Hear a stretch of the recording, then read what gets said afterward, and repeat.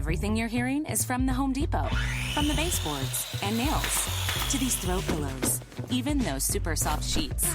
Because now at the Home Depot, you can get everything for your bedroom, from wooden nightstands to modern benches.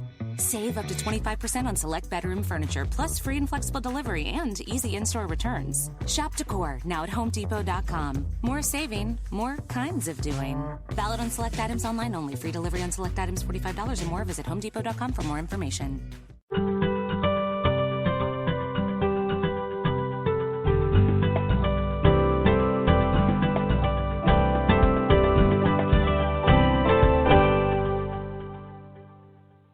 Welcome, everyone, to Creating a Family, a talk about infertility.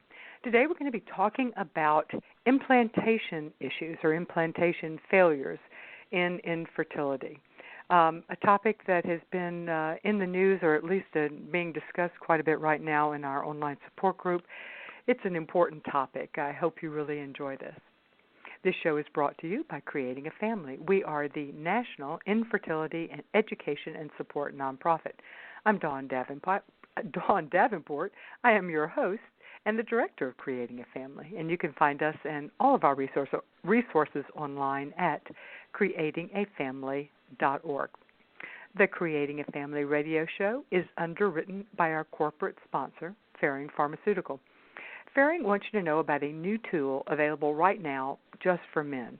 It's called FertiStrong, and it is an app for your phone, and it is a self-help fertility support mobile app specifically designed for men. The app provides techniques to empower men with knowledge and self-help skills throughout the stressful journey of infertility. To learn more about FertiStrong for yourself or for the man in your life, visit their website, fertistrong.com. Let me spell that for you, FertiStrong.com, fertistrong.com. Today we're going to be talking about implantation issues in infertility. We often talk about, of course, all the issues related to infertility, and we focus so often on getting the egg to meet the sperm or the sperm to meet the egg, vice versa. So the actual conception. Or we talk about the very earliest growth of the embryo as it's moving down the fallopian tube. But what we don't spend as much time talking about is the issue of getting that embryo to implant into the uterus. What we know, what we don't know, what works, what doesn't work. There's been a lot of development and a lot of research in the area of uterine or endometrial receptivity as of late. And we're going to talk about that today with Dr. Angie Beltsos. She is the CEO and medical director of Vios Fertility Institute in Chicago. She is board certified in obstetrics and gynecology and in reproductive endocrinology and infertility. And she's been practicing medicine since 1991. And she also is on the board of Creating a Family, and we are so happy to have her wisdom and expertise guiding our organization and helping us to develop into a stronger support and education base for infertility and for infertility patients. This is a re-airing of a show we did 2 years ago, and the topic has, as I said at the beginning, is coming up more often right now, and we wanted to bring this show to you again to help you understand more about endometrial receptivity and what we're learning right now, and implantation failure. I hope you enjoy the show. Welcome, Dr. Beltsos, to Creating a Family. Thank you for having me. I'm so excited to speak with you and the audience today. Yeah, this is an interesting topic, and it's one that I think we tend to overlook. I think most of us probably know the basics about conception and how it works. You know, sperm meets egg, and if it's happening without fertility treatment, they meet in the fallopian tubes, and the embryo then moves its way to the uterus, where it implants in the uterine lining or the endometrial lining. If IVF is being used, the sperm meets the egg in the embryology lab, and then when it's anywhere between 3 and 5 days old, it is transferred via the vagina through the cervix and deposited into the uterus, where we hope that it will implant into the endometrial lining. So, Yes. but I think we don't think a lot. We think a lot about the embryo, and we talk a lot about the embryo, but we don't really talk a lot about the endometrius and what that does. So but today we're gonna remedy that problem, because that's what we're going to be talking about. What makes a good endometrial lining? What is considered good? What do embryos like? Well, that is it's a fantastic point that you bring up. We have a lot of attention directed towards an egg, the sperm, the embryo, including the ability to understand its health by what it looks like, and as well as pre-implantation genetic screening. And yet a lot of the attention to the uterus has somewhat been ignored until lately. And what does an embryo like the uterus to be like? What does it look like? So one way of examining the uterus is just to look at it on ultrasound, looking at the uterine lining. Imagine the room you're sitting in is the endometrial cavity. That's where the baby's going to spend its 9 months growing. And the room develops almost like a wallpaper that covers the whole surface.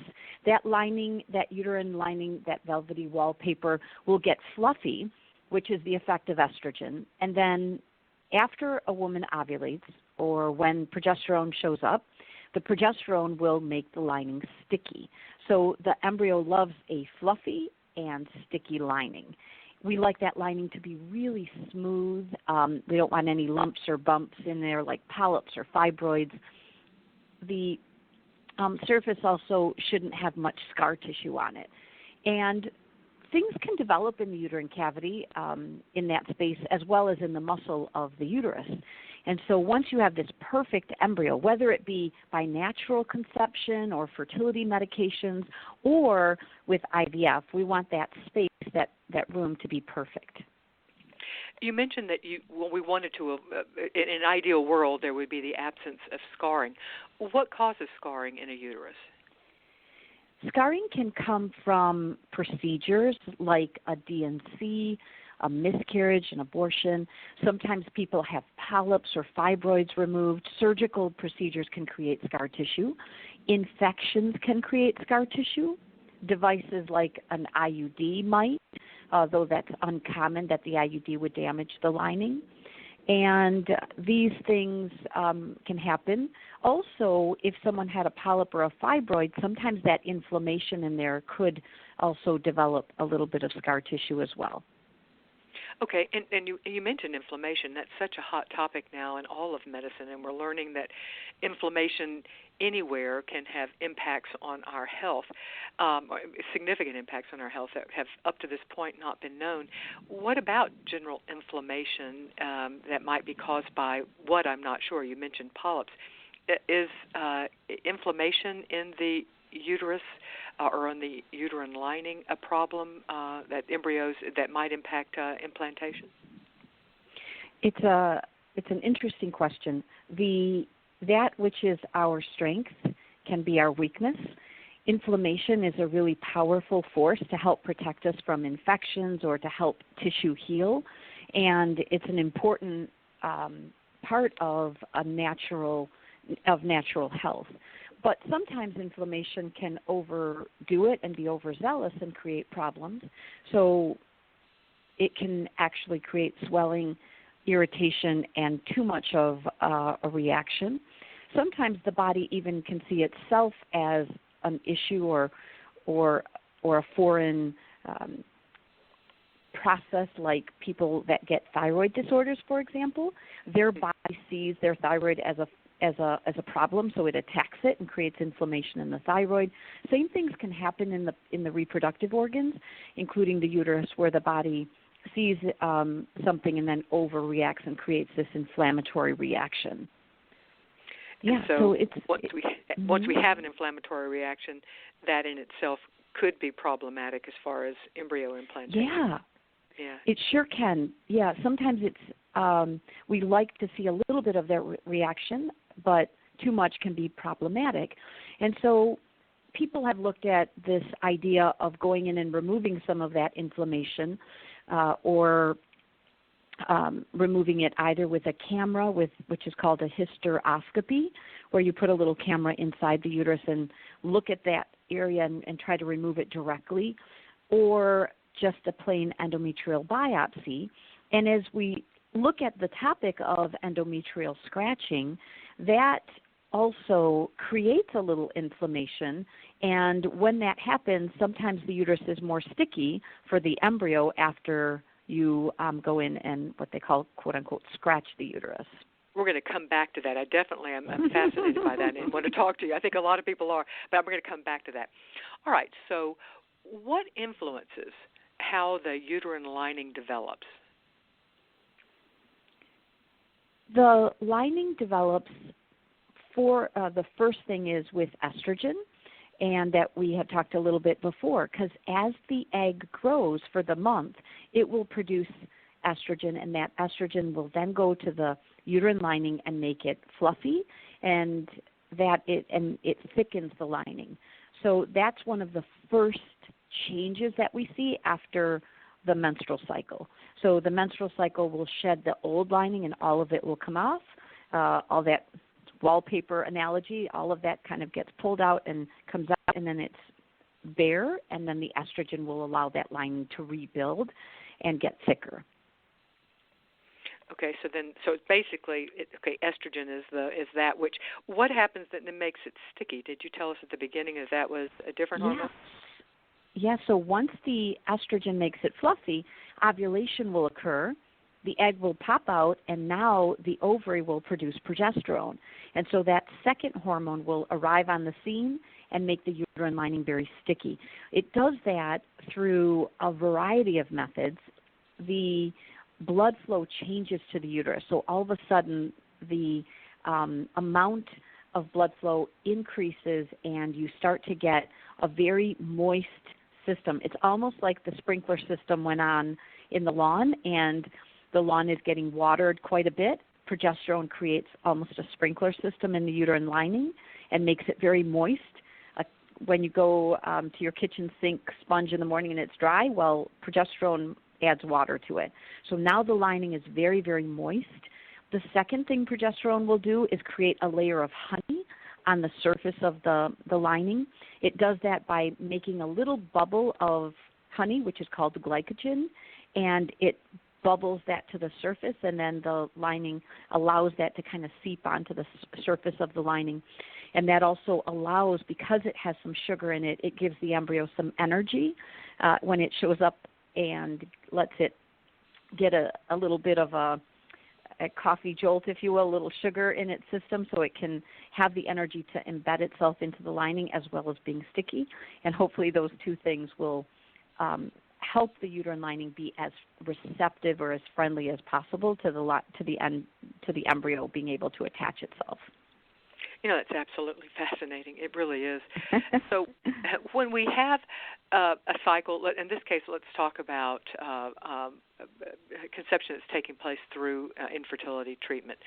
So when we have a cycle that fails, whether it be IVF or IUI, what are some signs that it might be the result of implantation failure versus some other factor? I mean, how do we know why it didn't work, a particular cycle? As you said, let's talk about one that involves fertility treatment like an IVF cycle, where what we know about the embryo, we know what its egg and sperm look like. Sometimes you might say, well, the egg looked really weak or the sperm looked really weak, but when they came together, the embryo actually looked very strong. We expect an embryo to have certain features, and let's assume that the embryo did look very good, and you may even have further data that not only was it a beautiful blossoming blastocyst embryo, and as you know, embryos get graded with letter grades. They, like school, you get reading and math scores. Well, here you're going to get 2 letter grades, A's, B's, or C's.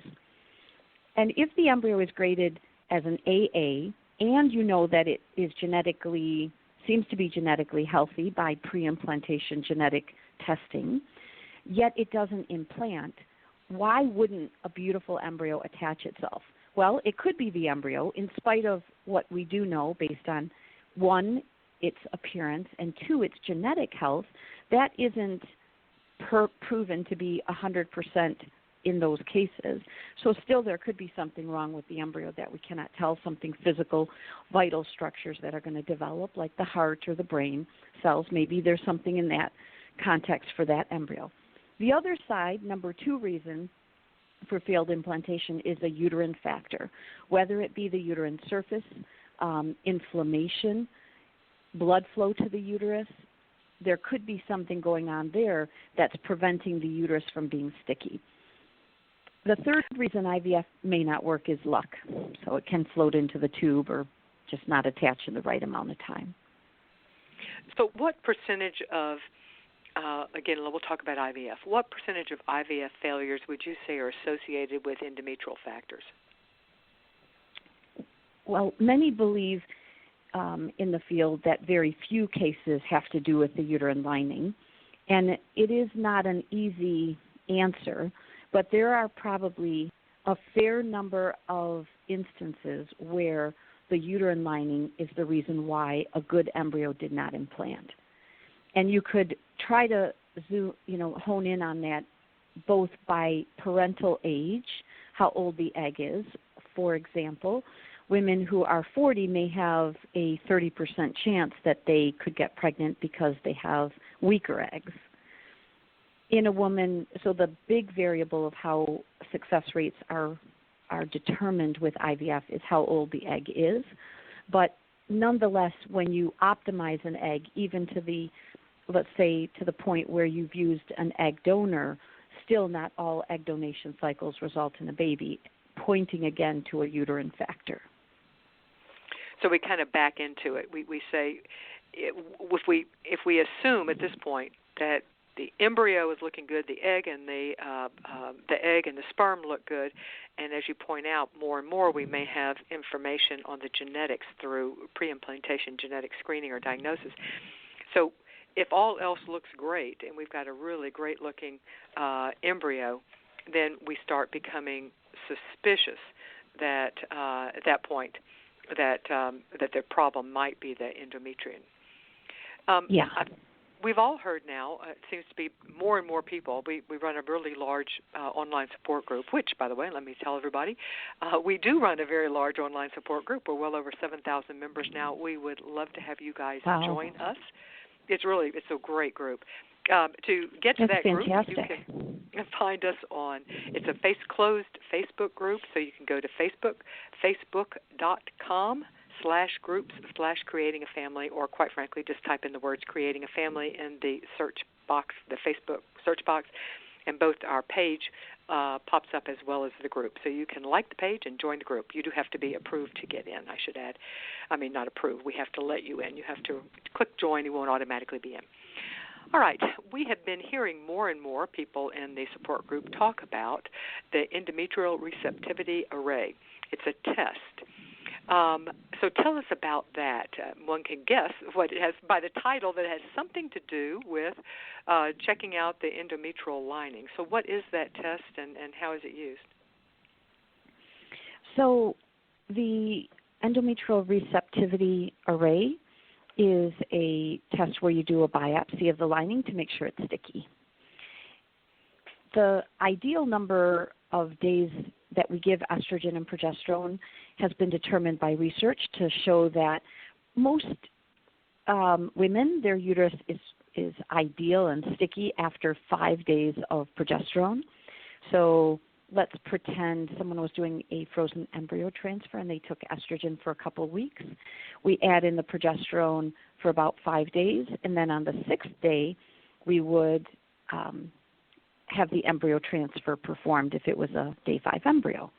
And that seems to work and give us our best success rates. But just because it's a size 7 shoe doesn't mean it fits. And sometimes what's good for everyone else isn't really what your body likes. So in order to really tailor the progesterone exposure and also to understand that woman's uterus, how sticky the lining is or when is it optimal, is to do a mock cycle where either by natural ovulation or medicine we identify the 5th day of progesterone exposure, if you will, to that uterine lining, and then do a tiny biopsy, like a little skin biopsy of the inside of the lining, and send that for testing.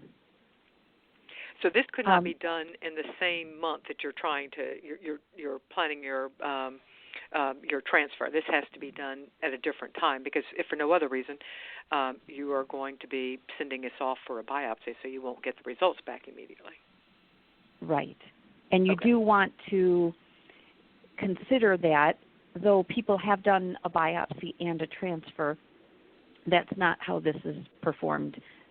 So you would do, this month would be sort of a testing month, a mock cycle, as you pointed out, and not a transfer month. And then the tissue is examined in this particular biopsy test. The ERA test looks at its DNA makeup, and it looks at over 200 different genes that should be expressing themselves in a unique way.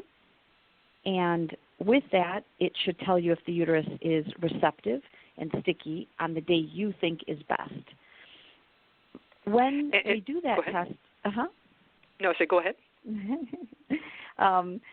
So when we do the test, about 15% of women might have an abnormal test result. So in those women that we weren't quite on the right day that we thought we were, most of the women who have an abnormal test actually need one more day of progesterone. A few people actually need 1 day less. And if you examine that data real tightly, it's 120 hours from progesterone exposure. So, for example, let's say it's 9 o'clock and you gave yourself your first dose of progesterone. That sets the clock. And then the embryo would be in there 120 hours later. But sometimes that window is shifting a little earlier or a little later, and that allows the transfer to be timed perfectly to your body's needs. So we've talked about a specific test, which I think that's actually, is that a brand name? I don't know if it is or not. Endometrial receptivity. It is. Are there other tests like that? That being a brand name, is that the only one out there? There are other ways to check the uterine lining. Another test is the endometrial function test, and another one was the integrity test, along with one that would just get sent to be looked at under the microscope. And they look at certain features under the microscope for this luteal phase, the time that would be the around the window where the embryo would be implanting. Those other tests look at different things. They look at inflammation and protein expression. This one is timing progesterone. Right now, this is the one that's available in the world, but there are others coming. Yeah, one went out. It seems to be something that is kind of a hot area now that we're focusing more and more on. Is this recommended for most patients or only those who are at increased risk for, say, an IVF cycle failure?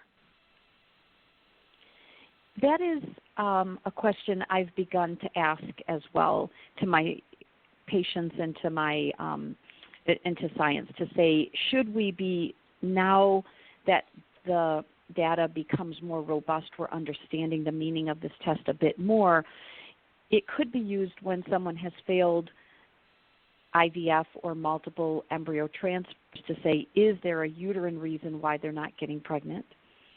The flip side could be that maybe some women, they're not getting pregnant because of this, and it would be helpful to know that on the very front end of her care. So it could be something that might be smart to do even from the very beginning. You know, cost being, it is an issue. It's frustrating that it is such an issue for so many people. So I could certainly see how wanting to know up front would be very helpful. Is this test, do you happen to know how much this costs, and if it's covered by medical insurance, if the patient is so lucky to have medical insurance that covers fertility treatment? Yeah, so number one, it would include some evaluation of the lining with if you were doing the mock cycle estrogen and progesterone. And then it would require an endometrial biopsy that might be covered with insurance. The test, when you send it, it's sent specifically to a laboratory, and the cost of that is around $500. So the test itself, is in the scheme of things, not particularly expensive, but as you point out, it does have to accompany the cost of the mock cycle plus the time and the cost of doing the biopsy. Okay, yeah. And we say biopsy, that sounds like more major.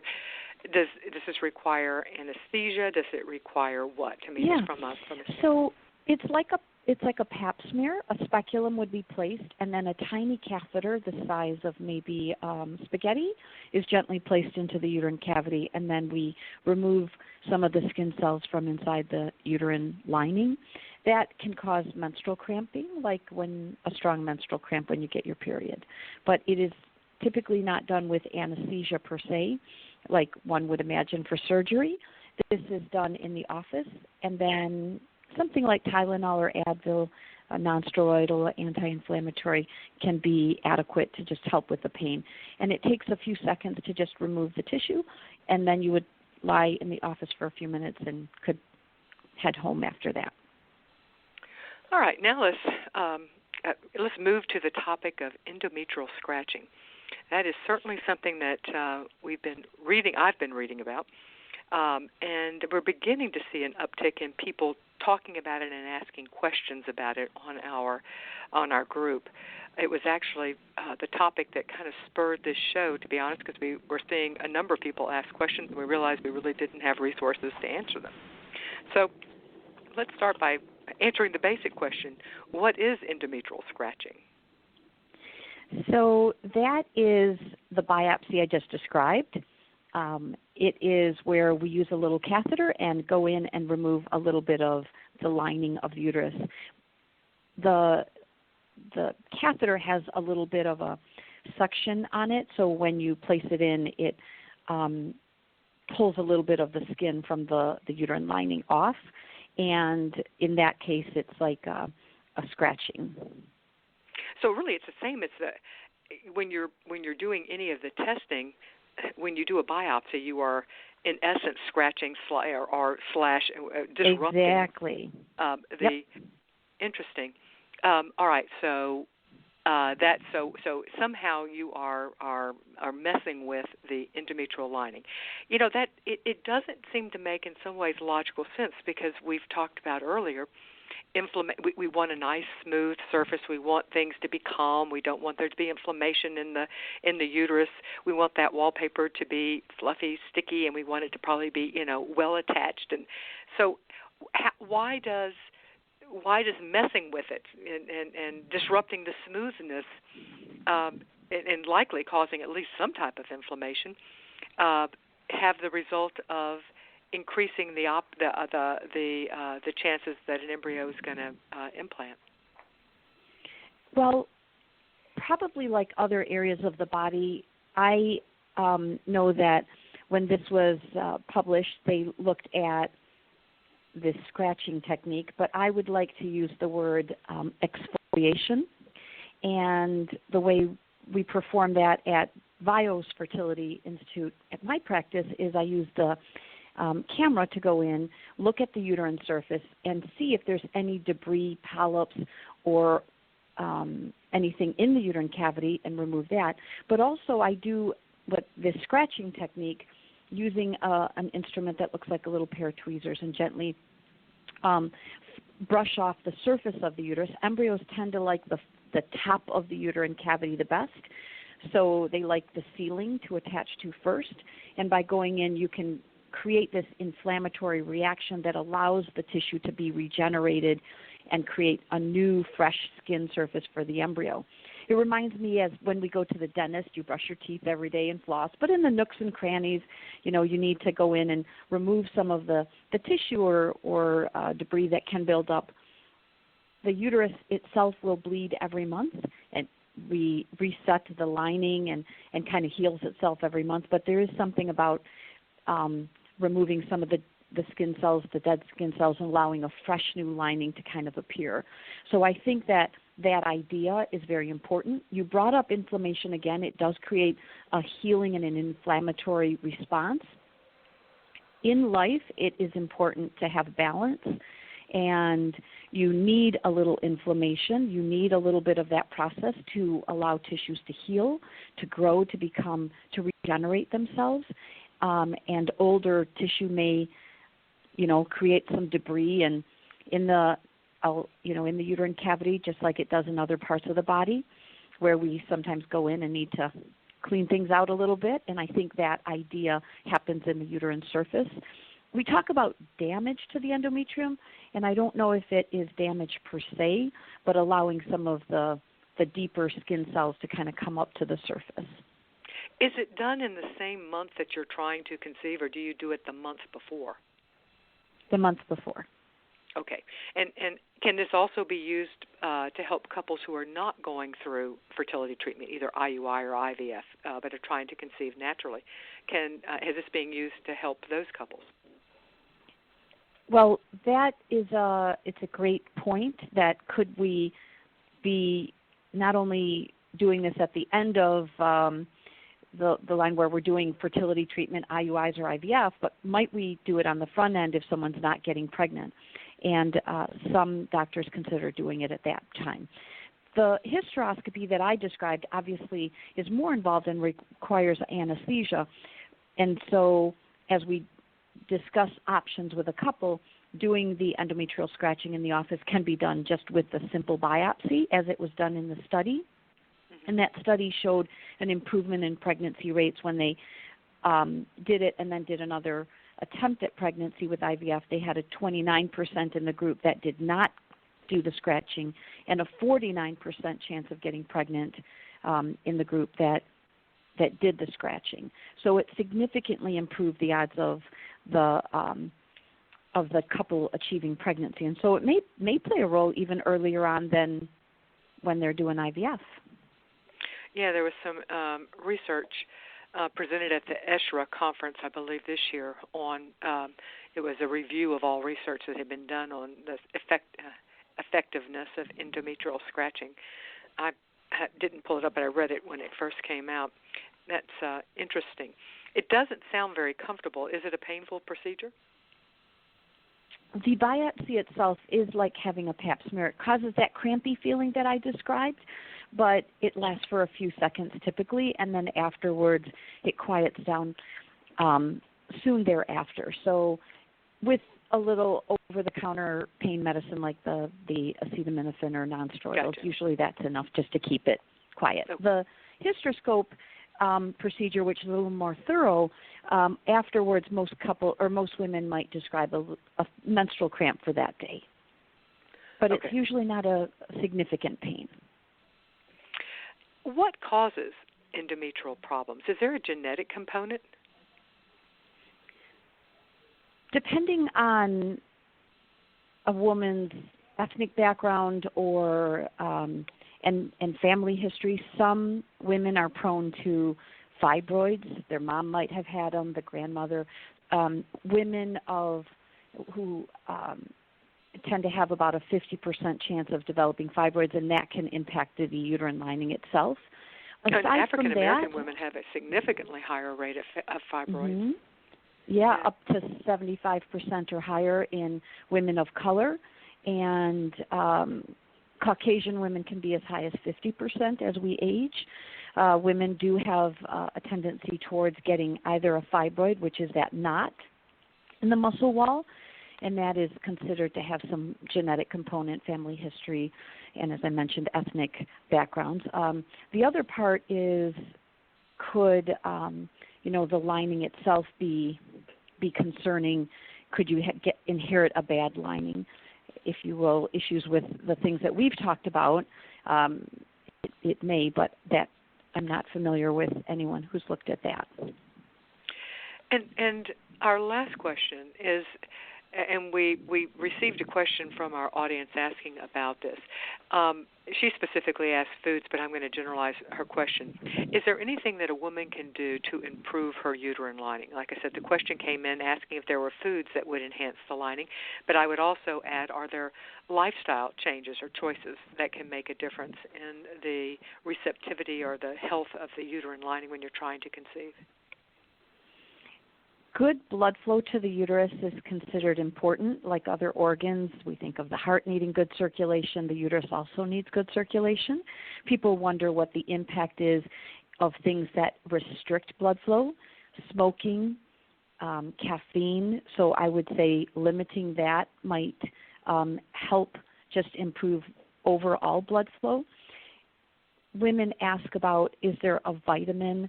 Vitamin D has been found to make the uterus more sticky. Foods have vitamin D in them. Of course, dairy products, milk, and yogurt have been found to be helpful. There was a really interesting study of egg donor recipients.